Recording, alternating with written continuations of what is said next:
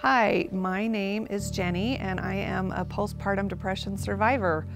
I have 3 children, and with my youngest child, it was, with each child I had a little bit of the baby blues, but with my last child it was pretty severe.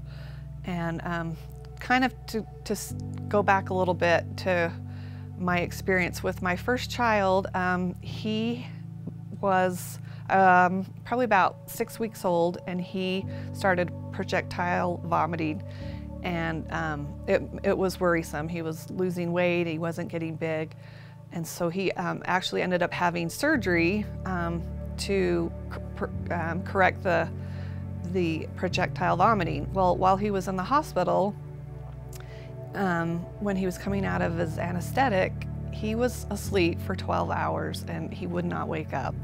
And it was a very traumatic experience. He was our first child and it was scary. And he finally woke up and he ended up being okay, and was a big young man today. But that experience, I think, really kind of sparked my anxiety. And so when I had my third child, she started doing the same thing. And I was trying to breastfeed, and I was worried she wasn't getting enough milk, and the thoughts in my head just started spinning. And I thought, well, what if she has to have the same surgery he did? And it just was like a domino effect. And in my life, I do a lot of the what ifs. So it just started this spiraling down situation for me. And the anxiety and the depression, it kicked in pretty soon after she was born. I couldn't sleep, I couldn't eat. I describe it as I felt like I was climbing the walls, and I just, wanted to get out of all of it.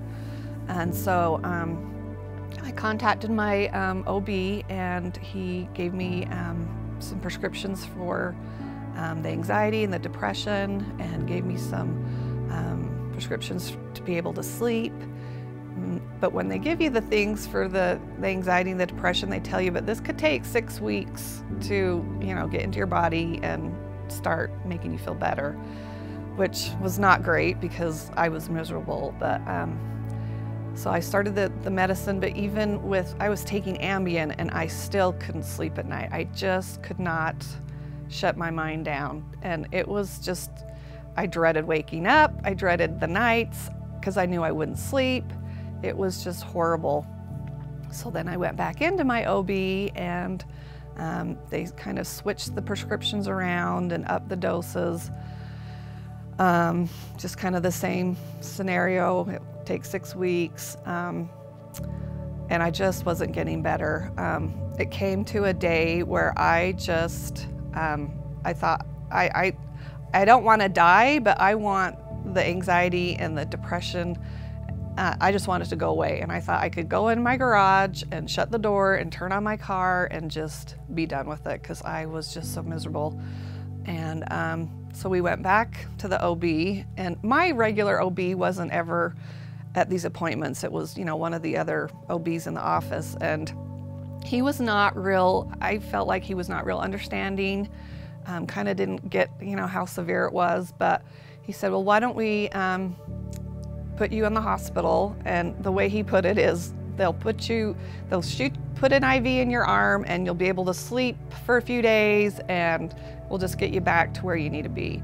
And I thought, well, that's great. All I want to do is be able to sleep and, be back to life. And so I was admitted to the hospital in Payson, and to be honest, it was a horrible experience. I was with, people coming off drugs and people that were suicidal. I don't think they really had anybody there that really could help me with my situation. And I was there for about a week, and when they said, are you better, I lied, because I wanted to come back home, because it just I wasn't any good there. So I thought at least I could come back home and be with my family. So I came back home, and things did start to get better. I ended up doing like a sleep study, got my thyroid checked. I mean, they checked everything to figure out why I wasn't sleeping, and anxiety, and eventually I think the hormones started coming back into place, and I did start feeling better. But it was a hard thing.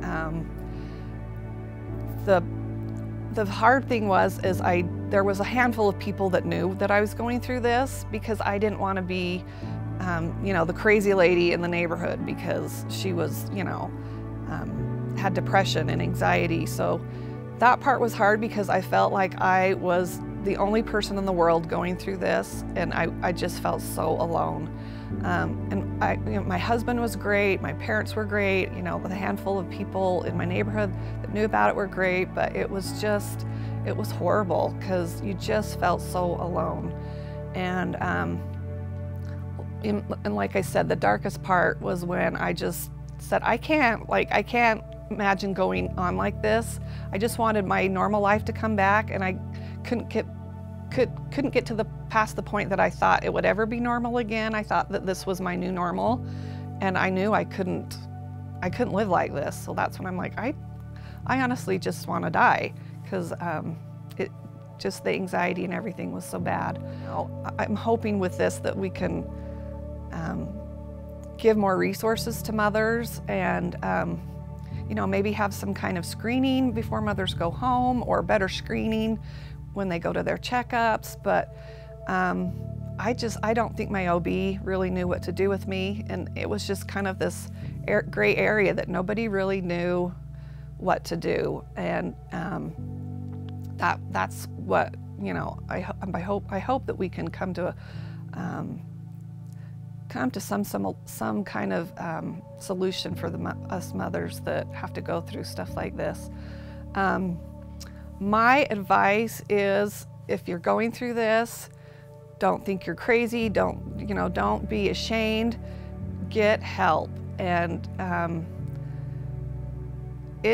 that was the hard part, is when I felt like, oh, I'm so ashamed, and people are just gonna think I'm crazy, and you know, won't want to be my friend or whatever. But just get help. Don't suffer by yourself. And